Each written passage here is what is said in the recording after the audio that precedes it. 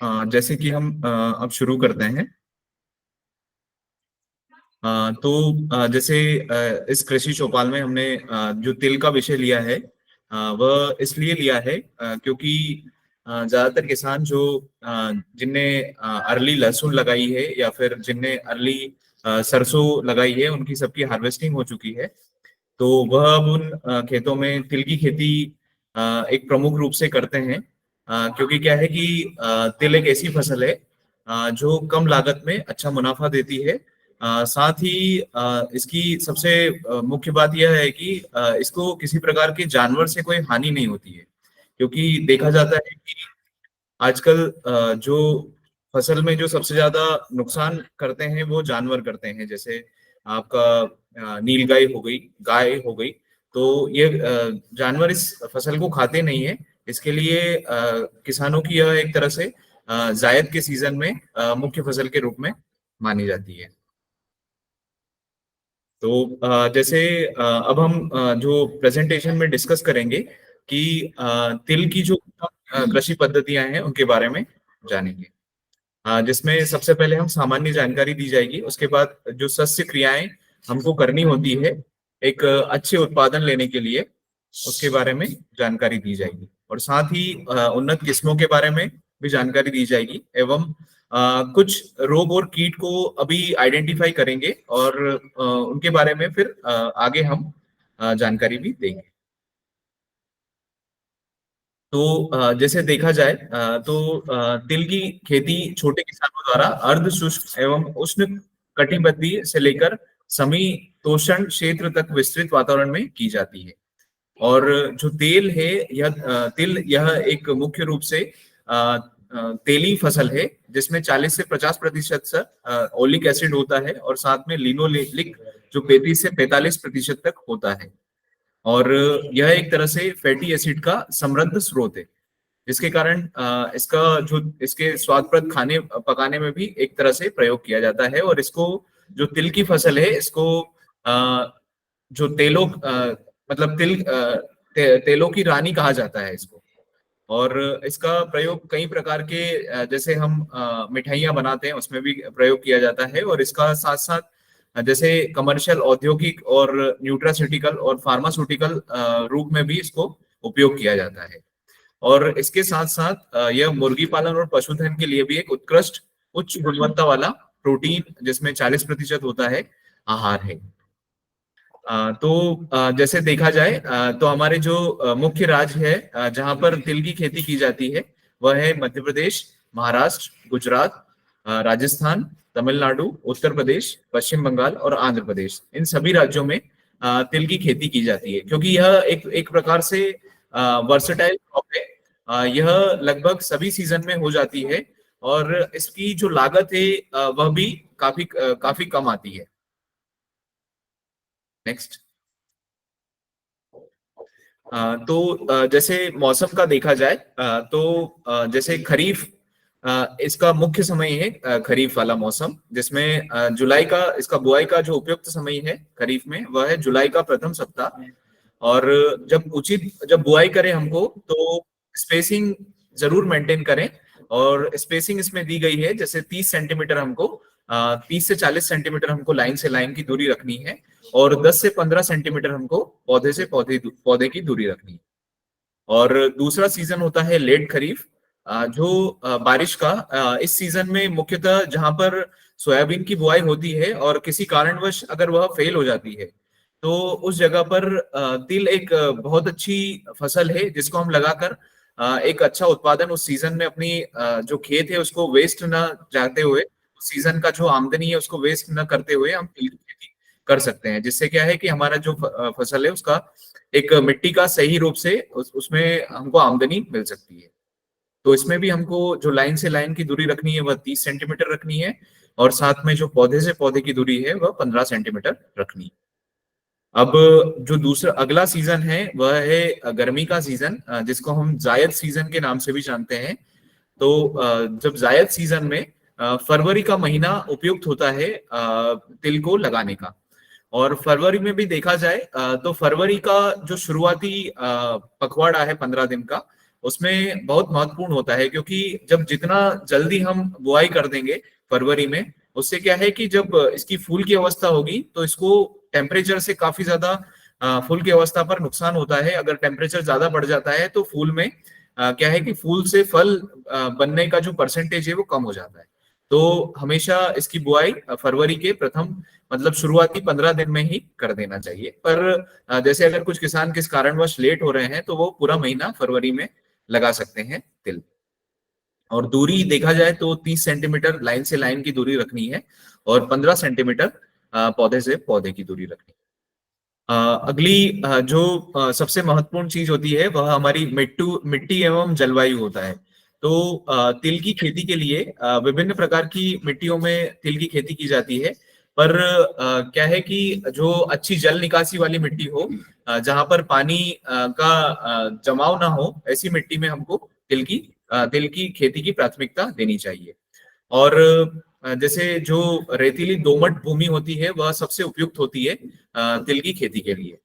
और जो सबसे महत्वपूर्ण चीज है मिट्टी का पीएच। जो तिल के अच्छे उत्पादन के लिए मिट्टी का पीएच हमारा होना चाहिए 5.5 से लेकर 8.0 तक।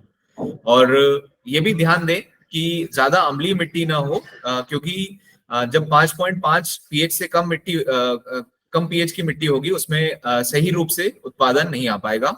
और जब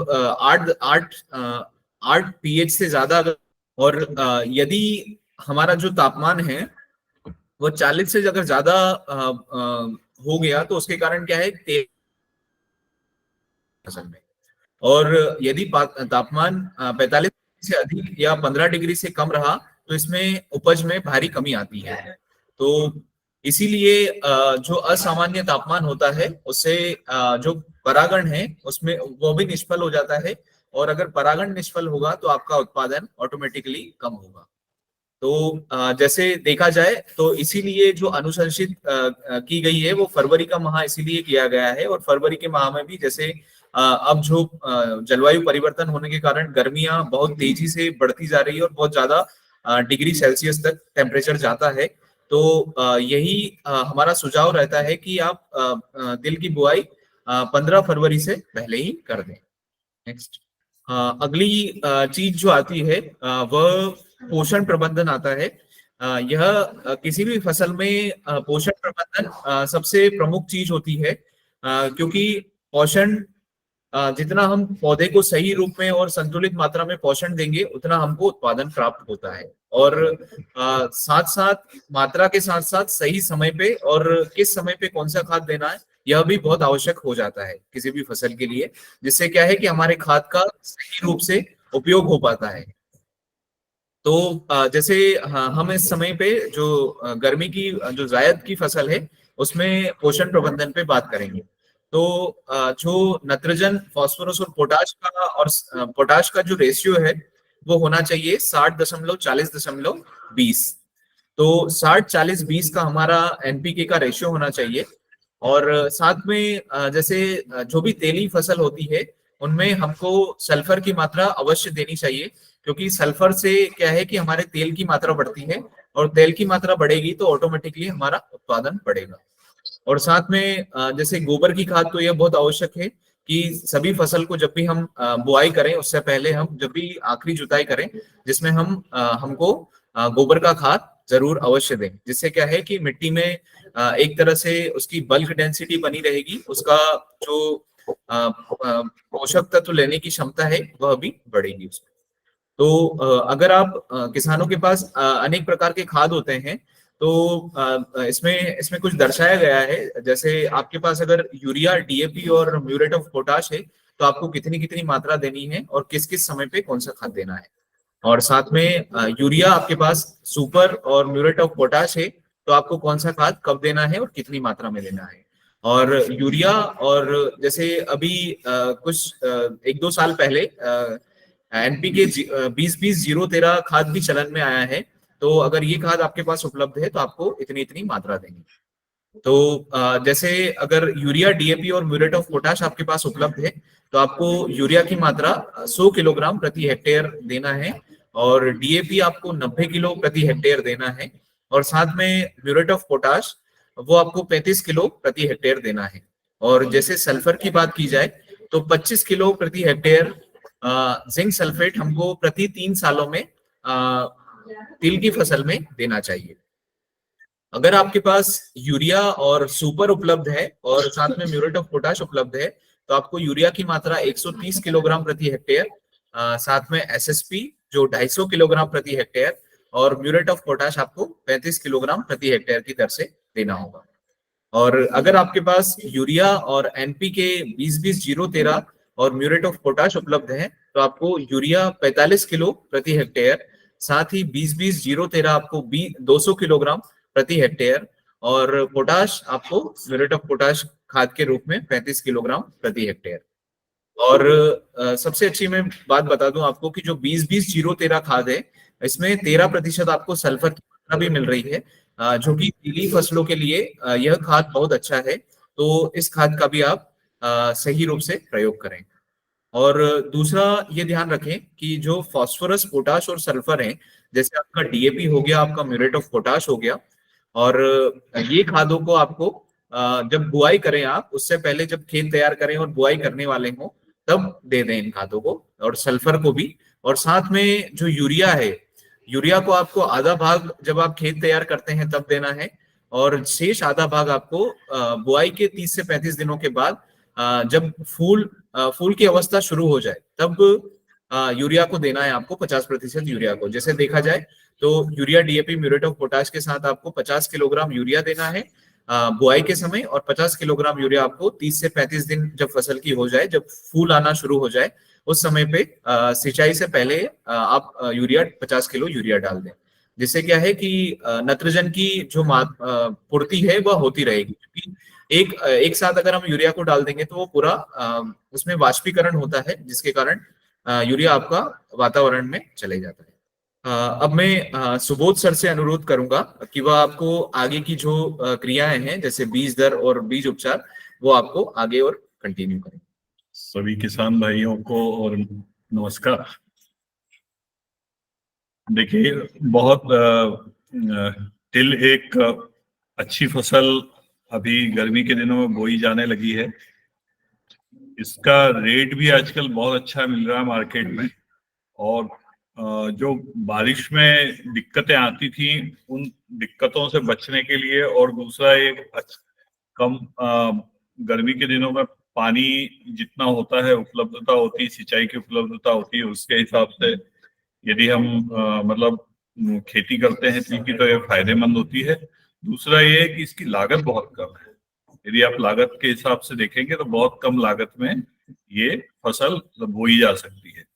इसके लिए यदि हम बीज दर की बात करते हैं तो बीज हम छिड़काव करके बो सकते हैं और बोकर भी बो सकते हैं, जैसे सीड्रिल की सहायता से। तो यदि बीज छिटकवार पद्धति से बोएंगे तो 5 किलोग्राम प्रति हेक्टेयर के हिसाब से सीड लगेगा, उसमें 5 किलोग्राम प्रति हेक्टेयर के हिसाब से लगेगा। यदि सीड्रिल का उपयोग करते हैं तो 2.5 से 3 किलोग्राम प्रति हेक्टेयर के हिसाब से सीड्रिल से हम बो सकते हैं। और अधिक उपज प्राप्त करने के लिए लाइन से लाइन की दूरी यदि सही हो तो उसमें निंदाई गुड़ाई करने में और बाकी जो इंटरकल्चरल ऑपरेशंस होते हैं वो करने में दिक्कतें नहीं आती। सबसे पहले एक बीज उपचार एक बहुत ही महत्वपूर्ण कार्य होता है हर फसल को बोने के लिए, क्योंकि बीज उपचार यदि सही नहीं होता है तो आधे से ज्यादा रोगों के लिए हमको दवाइयां डालना पड़ती हैं, और जितने ज्यादा रोग आएंगे उतना खर्चा हमारा बढ़ेगा।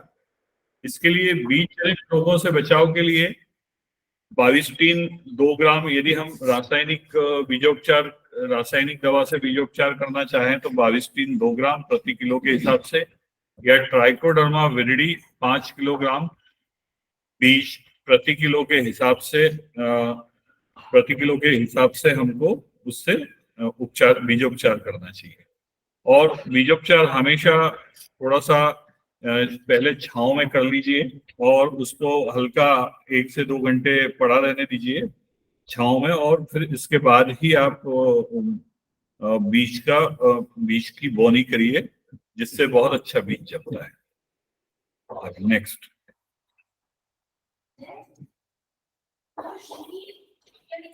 देखिए अभी जो कुछ वेराइटीज जो प्रचलित हैं, जिसमें टीकेजी 21 है, टीकेजी 306 है, किंग कर्मा 44 वेस्टर्न बायोसीड की है, और ऐसे ही वेस्टर्न 11 है वेस्टर्न सीड की। तो यदि हम देखते हैं तो इनकी अवधि लगभग 85 से 90 दिन की अवधि की वेराइटीज हैं लगभग, और 85 से 90 दिन मतलब आप समझ लीजिए कि यदि हम मतलब फरवरी के महीने में बो देते हैं तो लगभग 3 महीने में ये हमारे मतलब हम इसको काट सकते हैं, है ना। अब इसमें टीकेजी 21 है, ये लगभग 85 से 90 दिन की वैरायटी है। इसमें तेल की मात्रा अच्छी है, आप इसमें देख सकते हैं 52 से 54% तेल की मात्रा है, और 6.5 से 7 क्विंटल प्रति हेक्टर उसका उत्पादन है। 6.5 से 7 क्विंटल यदि प्रति हेक्टर उत्पादन है, यदि हम 150 रुपए से 190 रुपए किलो यदि मतलब इसका तिल का रेट पकड़ते हैं तो बहुत अच्छा रेट हमको मिल जाता है और बहुत अच्छा पैसा बनता है। इसके बीज क्या होता है, इसके बीज जो होते हैं सफेद बीज होते हैं और अधिक प्रतिरोधी होते हैं और धब्बा रोग के लिए, क्योंकि जितनी कई बार क्या होता है कि अब जैसे हम गर्मी की बात करें तो गर्मी के दिनों में कई बार बदलियां आ जाती है या ह्यूमिडिटी बढ़ जाती है, उस समय सबसे ज्यादा आपका लीफ स्पॉट से रिलेटेड डिसीज आते हैं बहुत ज्यादा। ऐसे ही टीकेजी 306 है, ये भी 86 से 90 दिन में पक जाती है। इसमें 49 से 52% तेल होता है। हाँ, ये मैं एक चीज और बोलना चाहूंगा बीच में कि तिल ऐसी फसल है कि इसको मतलब किसी भी तरह की प्रोसेसिंग की जरूरत नहीं होती। अपन इसको यदि मतलब घानी में पिरवा दें तो भी इसमें से तेल निकल आता है।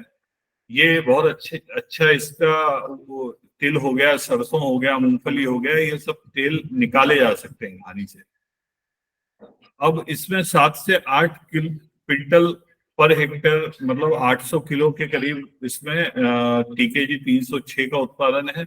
इसमें बीज सफेद है, फफूंद और वायरस रोगों के लिए प्रतिरोधी। इस तिल का सबसे बड़ा जो रोग होता है उसको फाइलोडी ऑफ तिल बोलते हैं, जिसमें पौधा बोना रह जाता है, पत्तियां भी छोटी आकार की हो जाती हैं, और इसके लिए ये बहुत प्रतिरोधी और सहनशील प्रजाति है।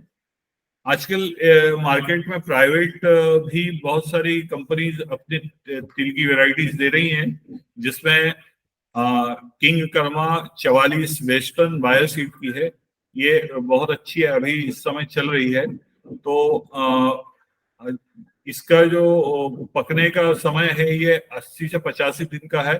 साथ ही 10 से 12 क्विंटल पर हेक्टेयर इसका उत्पादन है।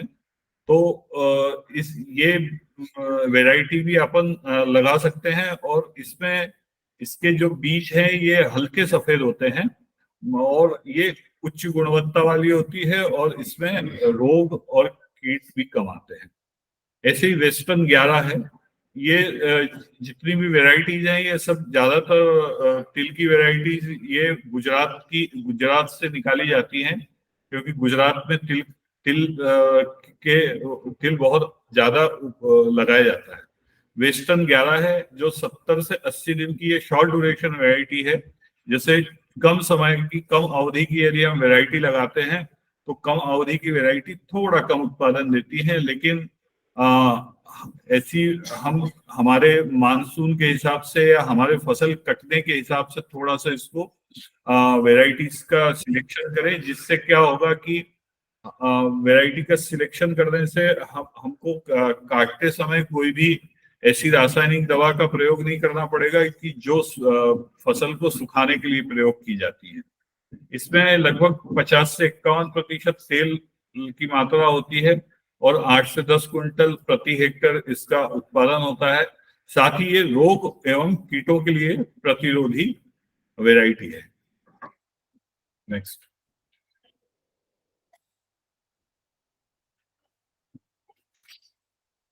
बुआई की विधि में बुआई बहुत इसका, क्योंकि तिल का जो बीज है ये राई सरसों जैसा होता है, बारीक होता है और हल्का भी होता है।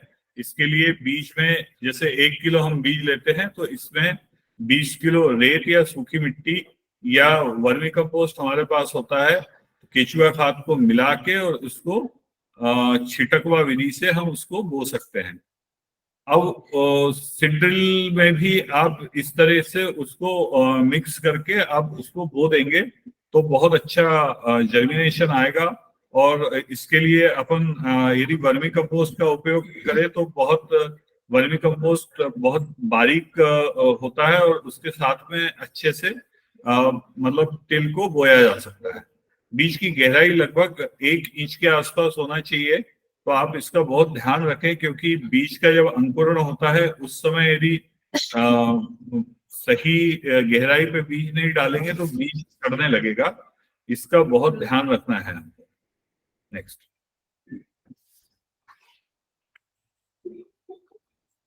सिंचाई। खरीफ फसल एक रबी और ग्रीष्मकालीन के लिए तुरंत सिंचाई कर दीजिए जब अंकुरण हो जाए। ये चीज बहुत ध्यान में रखने की है, जब अंकुरण हो जाए थोड़ा सा तब सिंचाई करें। और हर 10 से 20 दिन के अंतराल पे आप आपके खेत में बतर कितने दिन में आती है या खेत कितने दिन में सूखता है, उसके लिए उसका थोड़ा सा ध्यान रख के और सिंचाई जरूर करें। अच्छे बीज भरने के लिए, फूल लगने के लिए कैप्सूल बनते समय सिंचाई करें तो बहुत उसका उत्पादन पर बहुत ज्यादा अच्छा प्रभाव पड़ता है। नेक्स्ट। खरपतवार नियंत्रण। खरपतवार में इसमें तिल में खरपतवार के लिए सबसे ज्यादा उसको 40 दिन तक बहुत ध्यान देना पड़ता है। 40 दिन तक यदि हम खेत को साफ रखते हैं और खरपतवार नहीं होने देते तो तिल का उत्पादन बहुत अच्छा होता है। और पौधे जब बड़े हो जाते हैं तो खरपतवार पौधे के साथ में कंपटीशन नहीं कर पाते, और कंपटीशन नहीं करते तो उत्पादन बढ़ जाता है। और सबसे ज्यादा 20 से 25 दिन के समय यदि खरपतवार ज्यादा हुए तो तिल के उत्पादन पे बहुत विपरीत प्रभाव पड़ता है। इसलिए इसकी लगभग 40 दिन तक खेत को साफ रखने के लिए बहुत ध्यान रखना चाहिए हमको। और यदि 30 से दूसरी जो 2 बार निंदाई गुड़ाई करना चाहिए। 15 से 20 दिन की अवस्था में पहली निंदाई गुड़ाई कर दीजिए और दूसरी निंदाई गुड़ाई 30 से 35 दिन बाद अवश्य करना चाहिए। यदि रासायनिक नियंत्रण करना है तो बुआई के 72 घंटे के भीतर पेंडिमिथिलिन करके दवाई आती है, 38.7 CS इसका कंसंट्रेशन होता है और 700 मिलीलीटर प्रति एकड़ की दर से उसका छिड़काव करना है। और ये ध्यान में रखना है कि ये पेंडिमिथिलिन दवाई बिल्कुल भी मतलब बीज का अंकुरण ना हो और उसके पहले मतलब उसका स्प्रे हो जाना चाहिए। दूसरा एक और चीज मैं आपको बताना चाहूंगा कि इस दवाई के साथ में यदि आप आपके खेत में मतलब स्प्रे करते जाते हैं और आगे की तरफ ना चल के पीछे की तरफ यदि चलेंगे तो उससे और अच्छा नियंत्रण हमको मिलता है, क्योंकि जहां जहां पेड़ के निशान पड़ते हैं वहां वहां कचरा उगता है। इसलिए पेंडिमिथिलिन के साथ में यदि आप ये ध्यान रखते हैं तो इसके रिजल्ट बहुत अच्छे आते हैं। हाँ, इसमें 72 घंटे या अंकुरण का बहुत ध्यान रखना है कि अंकुरण के पहले इसको तत्काल स्प्रे करना चालू कर दीजिए तो उससे इसके खरपतवार का नियंत्रण लगभग 45 से 50 दिन तक मिल जाएगा, तो उससे हमको बहुत फायदा है। नेक्स्ट सर ये हेलो। अब देखिए इसमें यदि प्रमुख रोगों को देखते हैं तो इसमें सबसे ज्यादा बैक्टीरियल लीफ स्पॉट आता है।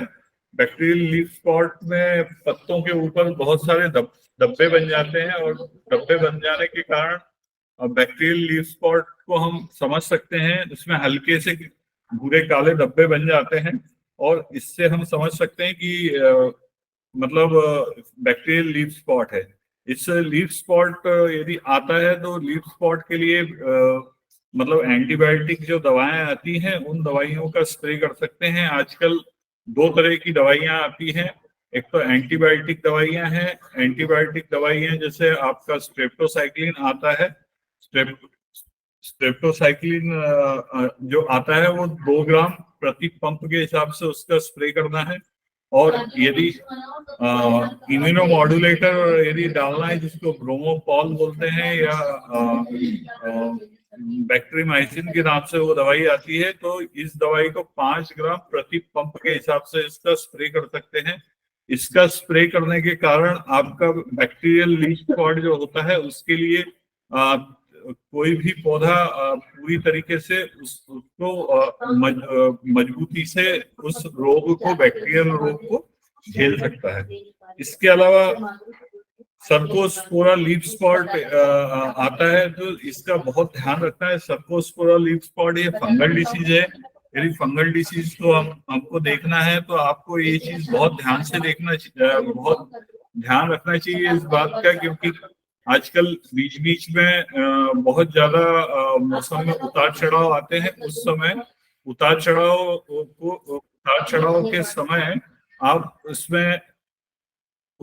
के समय आप उसमें देखिए कि यदि ज्यादा बदलियां आ रही है, इस तरह का कोई मौसम है या हल्की बारिश भी हो जाती है, तो उस समय तत्काल आप कार्बेंडाजिम मैनकोजेब 2 ग्राम प्रति लीटर के हिसाब से लेके स्प्रे कर लीजिए। या कार्बेंडाजिम मैनकोजेब का यदि हमको मिक्सचर नहीं मिलता है तो हम सादा मैनकोजेब भी 2 ग्राम के हिसाब से M45 जिसको बोलते हैं, हम उसका स्प्रे करेंगे तो इसकी लीफ स्पॉट की, आपका सर्कोस्पोरा लीफ स्पॉट की रोकथाम हो जाती है। सर्कोस्पोरा लीफ स्पॉट भी बहुत ज्यादा आता है कई सारी वेराइटीज में, और ये मौसम के बदलाव के कारण इसके बहुत नुकसान होते हैं। तीसरा, आपका पाउडरी भी आ सकती है। पाउडरी के लिए एक चीज और आपको बताता हूँ कि पाउडर मिल्ड्यू एक ऐसा रोग है कि ये हवा से प्रसारित होने वाला रोग है। इधर से उधर मतलब हवा के द्वारा फैल जाता है। तो उसके लिए यदि मतलब आपको यदि ये पाउडरी मिल्ड्यू दिख रहा है, इसका मतलब है कि आप ने नत्रजन युक्त उर्वरकों का गलत प्रयोग किया है। उसके कारण पौधा नाजुक रहता है और ये बहुत तेजी से आता है।